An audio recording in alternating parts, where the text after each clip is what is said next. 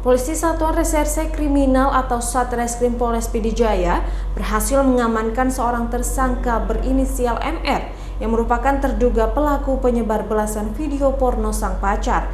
Kepada petugas, pelaku sakit hati karena diputusi pacar. Pelaku berinisial MR ini mengaku sakit hati karena diputusi pacar yang sudah berpacaran selama 2 tahun. Akhirnya pelaku nekat menyebarkan video tak senonoh melalui WhatsApp dan media sosial. Sementara itu, Kapolres Pd Jaya AKBP Ahmad Faisal Pasaribu mengatakan pihaknya baru saja mengamankan seorang tersangka berinisial MR. Pelaku menyebarkan sebanyak 13 video tak senonoh sang pacar melalui WhatsApp.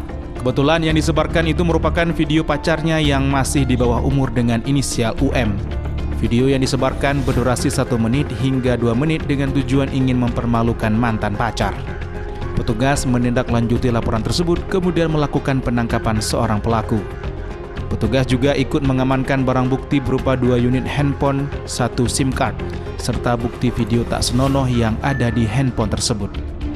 Kebetulan yang disebarkan itu korbannya itu adalah pacarnya sendiri yang kebetulan sampai itu masih di bawah umur, yaitu dengan inisial UN.